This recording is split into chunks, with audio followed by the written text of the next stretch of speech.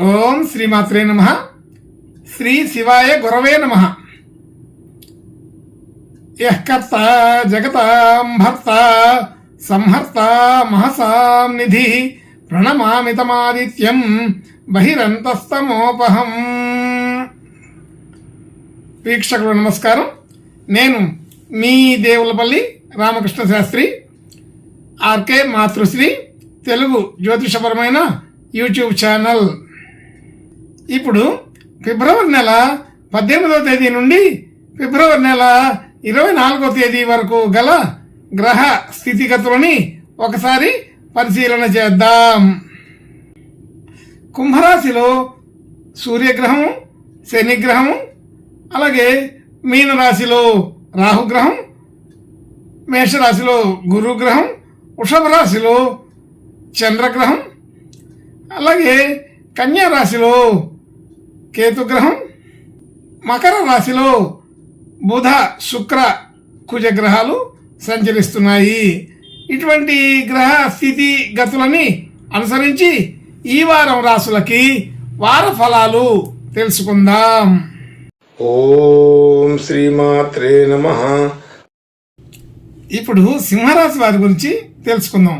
సింహరాశి వారికి ఈ వారం అనుకూలమైన వాతావరణం కనబడుతోంది. కాబట్టి ఈ వారం శుభాధిక్యత తెలుస్తోంది.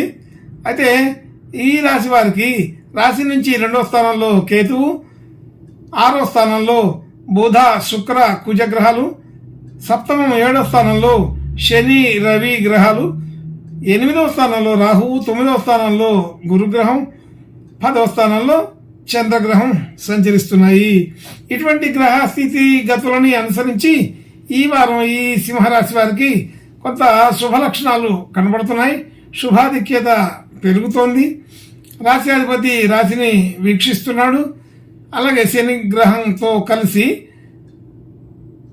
గురు గ్రహం కూడా ఈ రాశిని వీక్షించడం జరుగుతుంది. అలాగే దశమంలో చంద్రగ్రహం ఉంది. కాబట్టి ఈ వారం అన్ని రకాల విషయాల్లో కూడా అనుకూలమైన స్థితిగతులు కొంత కనబడుతున్నాయి. గతంలో కంటే కొద్దిగా పెరుగుతున్నాయి.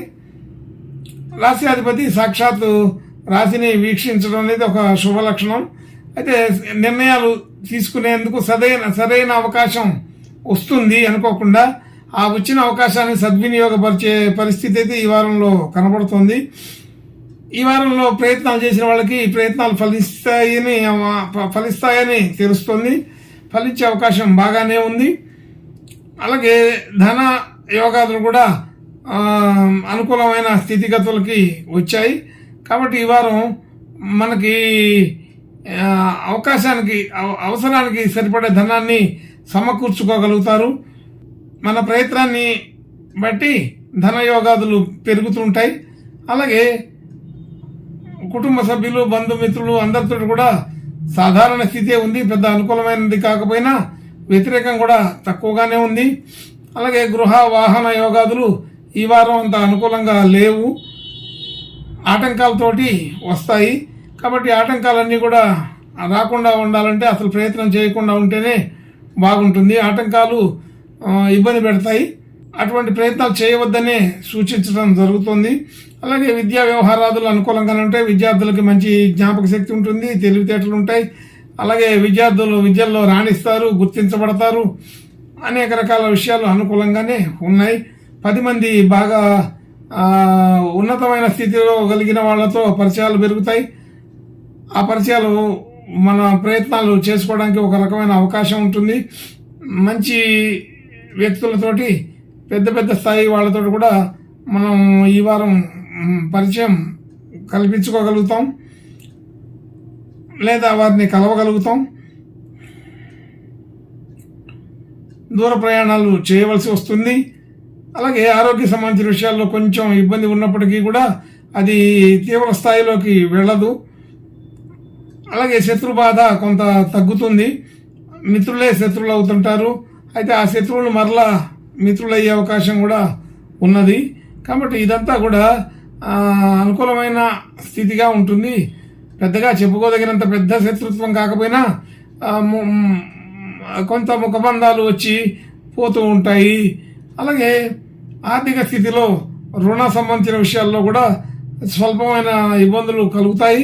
కానీ మళ్ళీ అవన్నీ కూడా తొలగిపోయే అవకాశం ఉంది. రుణ బాధ నుండి కొంత విముక్తి పొందే అవకాశం కూడా గట్టిగానే కనబడుతుంది.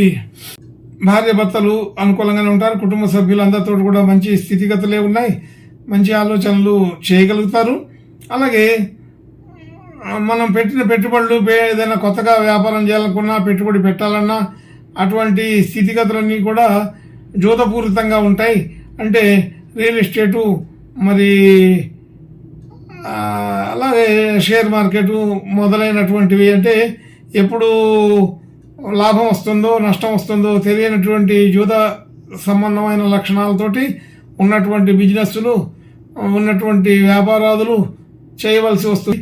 కాబట్టి దాంట్లో కొంతవరకు లాభ నష్టాలు ఏమి లేకుండానే బయటపడగలుగుతారు. భాగ్యం ఉన్నతిగానే ఉంటుంది. భాగ్యస్థితి పెద్దగా తప్పే పరిస్థితి అయితే లేదు. కానీ అంత అద్భుతమైనటువంటి స్థితిగతుల్లో కూడా మారదు. సాధారణంగా గౌరవ మర్యాదలు, కీర్తి ప్రతిష్టలు, భాగ్య సంపద అన్నీ కూడా కలిగే ఉంటారని అర్థమవుతుంది. అలాగే ఉద్యోగ స్థితి, ఉద్యోగ సంబంధించిన విషయాల్లో ప్రమోషన్లు వచ్చే అవకాశం ఉంది. మరి ట్రాన్స్ఫర్లు అయ్యే అవకాశం కూడా ఉంది. కాబట్టి కొంచెం అటువంటి అవసరాలు ఉన్నవాళ్ళు ఈ సమయంలో ప్రయత్నం చేసుకుంటే ట్రాన్స్ఫర్లు అవ్వడానికి, ఉద్యోగ సంబంధంలో కానీ, మరి కంపెనీ మారాలన్నా, ఇల్లు మారాలన్నా, ఏదైనా మార్పు కోరుకునే వాళ్ళకి ఇది ఒక అనుకూలమైన సమయంగానే తెలుస్తుంది. సరే, సాధారణంగా మనం చేసిన పనులన్నీ కూడా అనుకూలపడే అవకాశం కొంత ఉంది. కానీ పూర్తిగా అనుకూలపడతాయని నమ్మకంగా మాత్రం పెద్ద పెద్ద స్థాయిలో ఏ పనులు చేయకుండా ఉండడం మంచిది. సాధారణ స్థితిలో చేస్తే దానికి సరిపడే అనుకూలమైన ఫలితం కనబడుతుంది. ఖర్చులు అధికంగానే ఉంటాయి. అది ఎప్పుడు ఉండే పరిస్థితే. అయితే ఆ ఖర్చులు మనం కొంత కంట్రోల్లో ఉంచుకోవాల్సిన స్థితి ఉంటుంది. లేదంటే ఈ వారం విపరీతంగా ఖర్చు అయ్యే అవకాశం కూడా ఉన్నదని తెలుస్తోంది. కాబట్టి కొంత జాగ్రత్తగానే ఖర్చుల విషయంలో ఆలోచన చేసి, తప్పనిసరి అవసరం అనుకునే వాటికి మాత్రమే ఆలోచన చేసుకుంటే బాగుంటుంది. అయితే మిశ్రమ ఫలితాల్లాగానే ఉంది. ఈ వారం ఈ సింహరాశి వారు ఇంకా మంచి శుభ లక్షణాలు కలగడం కోసం, శుభాధిక్యత పెంచుకోవడం కోసం దత్తాత్రేయ స్వామి ప్రార్థన, నమస్కారాలు చేసుకుంటే బాగుంటుందని తెలుస్తోంది. శుభం భూయాత్.